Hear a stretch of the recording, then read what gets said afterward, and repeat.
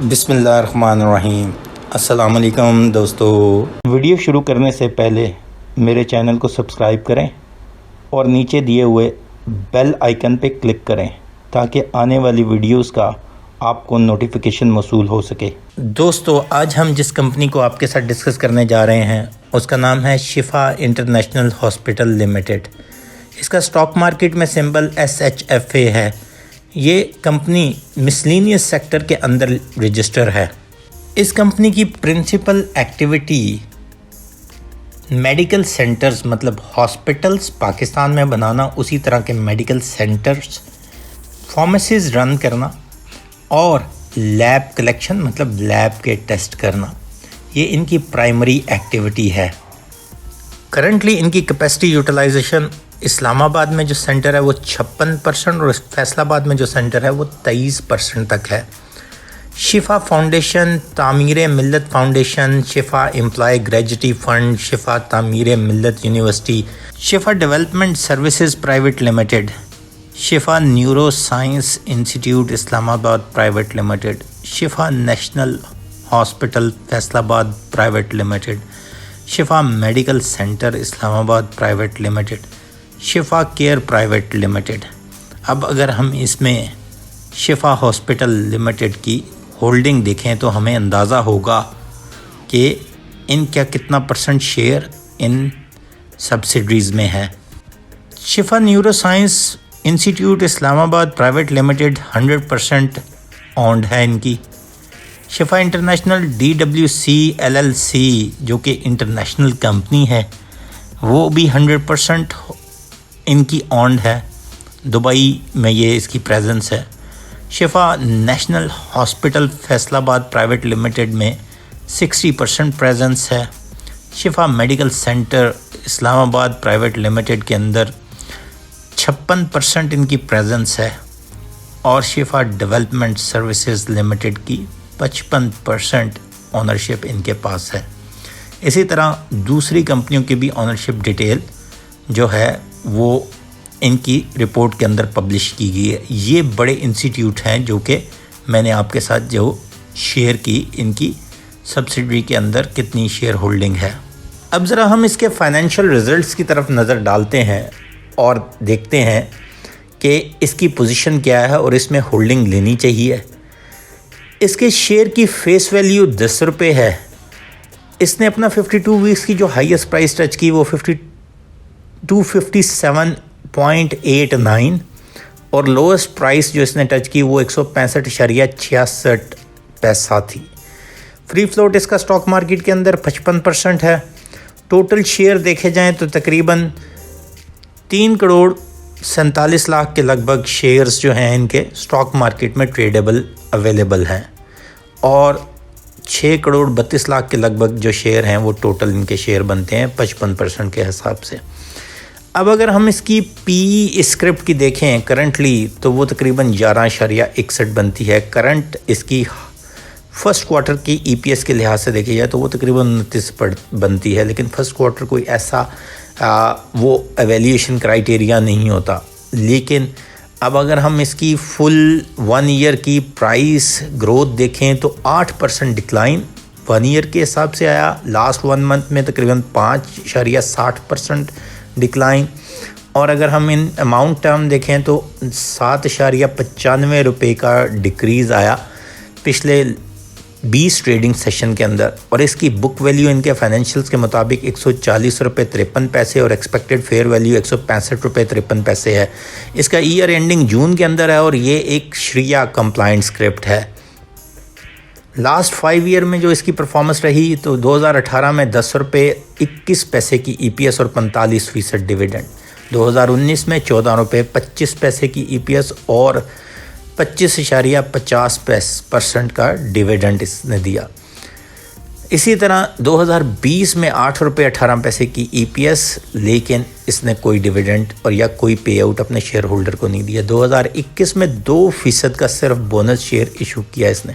2022 के first quarter में इसने 6 रुपये 37 पैसे की EPS शेयर की जो कि इस ईयर का फर्स्ट क्वार्टर था। 21 की फुल ईयर की जो ईपीएस थी वो 11 रुपये 29 पैसे थी। अगर 2020 के हिसाब से कंपेयर किया जाए तो तकरीबन 3 रुपये और 11 पैसे की इंक्रीज़ आई थी।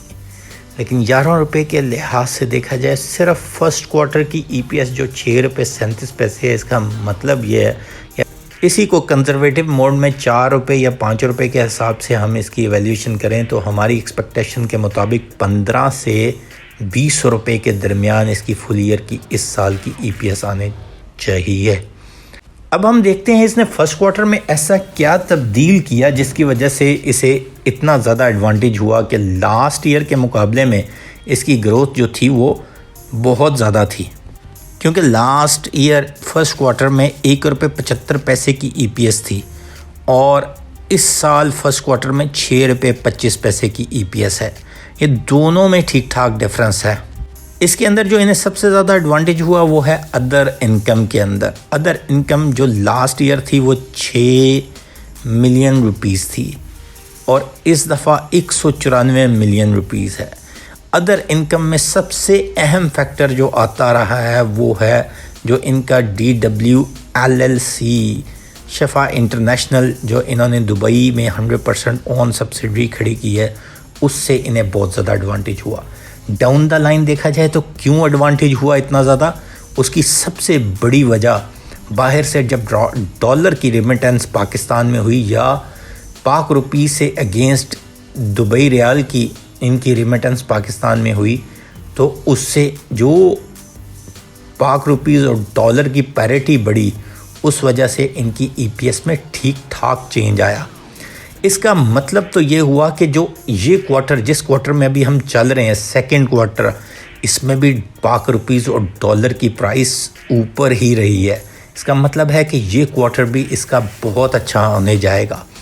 और जहाँ तक हमारा एनालिसिस है करेंसी मार्केट के लिहाज से, उसमें नेक्स्ट आने वाला ईयर का पहला क्वार्टर भी कुछ इसी तरह ही रहेगा कि डॉलर की प्राइस बड़ी टॉपसी टर्वी रहेगी और लास्ट ईयर के मुकाबले में तकरीबन 10 से 15-20 रुपये का लाजमी डिफरेंस होगा जिसको ये कैश इन कर सकते हैं। Total amount in value terms अगर हम देखा जाए तो वो तकरीबन 22% का इनके रेवेन्यू के अंदर इंक्रीज़ हुआ, जिसके अंदर major stakeholder medicine supplies, increase expense of utility, repair and maintenance, इनकी प्राइस या यूजेज बढ़ा, जिसका मतलब है ऑपरेटिंग कॉस्ट इनकी बढ़ी, जिसका मतलब ये है कि इनका एडमिनिस्ट्रेटिव एक्सपेंस काफ़ी ज़्यादा इंक्रीज़ हुआ। अगर इनकी ऑपरेशंस को देखा जाए तो उसके अंदर इंडोर, आउटडोर और फार्मेसी के मेजर ऑपरेशंस हैं।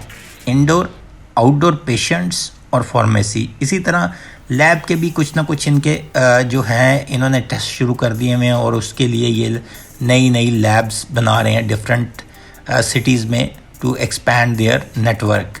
उसके अंदर जो सबसे ज़्यादा रेवेन्यू जनरेटिंग एस्पेक्ट रहा वो इन पेशेंट्स का रहा। ओवरऑल अगर हम ईपीएस का कंपैरिजन करें तो 6 रुपये 37 पैसे और लास्ट फर्स्ट क्वार्टर की ईपीएस 1 रुपये 81 पैसे, दोनों में ऑलमोस्ट जो है ईपीएस वाइज हमें नज़र आता है कि अराउंड 300 टाइम का या 250 टाइम्स का डिफरेंस ज़रूर है। अच्छा, अब इस स्क्रिप्ट को हमने फर्स्ट क्वार्टर के ऊपर कवर किया, इसकी रेवेन्यू ग्रोथ और चीज़ें हमने बताई और इसके डायनामिक्स बताए। इसके अलावा जो इनका फार्मेसी का बिज़नेस है और लैब टेस्ट का बिज़नेस है वो ये एक्सपैंड कर रहे हैं।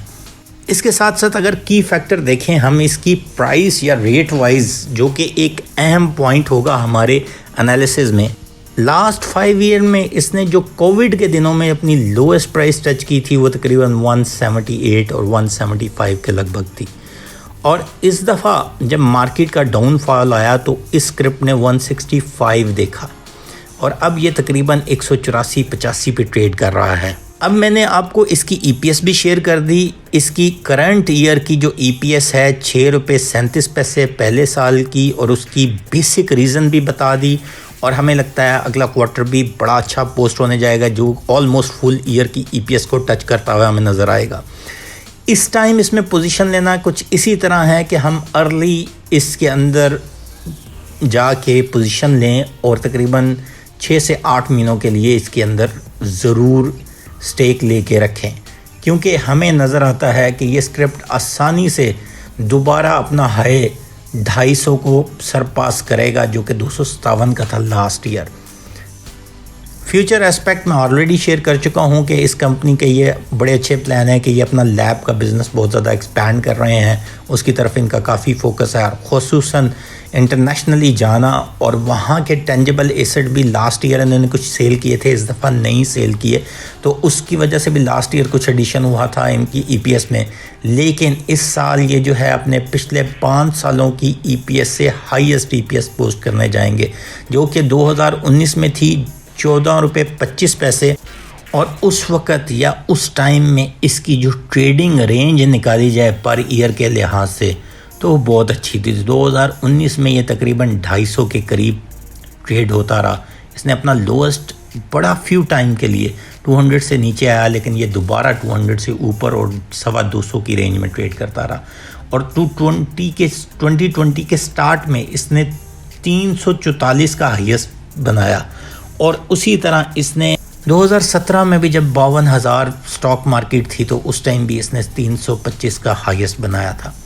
इसका मतलब ये हुआ कि हम इसे इस वैल्यूएशन के मुताबिक और जो करंट इसकी स्ट्रेटजी है उसके मुताबिक हम लोग देखते हैं कि 225 से 250 के दरमियान आसानी से ट्रेड करेगी, और हम इसमें लॉन्ग टर्म भी स्टेक ले सकते हैं। एटलीस्ट राइट नाउ हम इसे 6 से 9 महीनों का स्टेक रिकमेंड कर रहे हैं, जिसके अंदर जून के रिज़ल्ट्स जब इस करीब आना शुरू होंगे, मतलब जुलाई के लगभग, हम देखते हैं कि इसकी प्राइस उससे पहले 250 को लाजमी हिट कर जाएगी। तो हमारी तरफ से लॉन्ग टर्म इन्वेस्टर 3 से 6 महीनों के लिए ये स्क्रिप्ट बहुत अच्छा है, और इस स्क्रिप्ट में पोजीशन लेनी चाहिए। शुक्रिया दोस्तों, चैनल को सब्सक्राइब करना मत भूलिएगा। अल्लाह हाफिज़।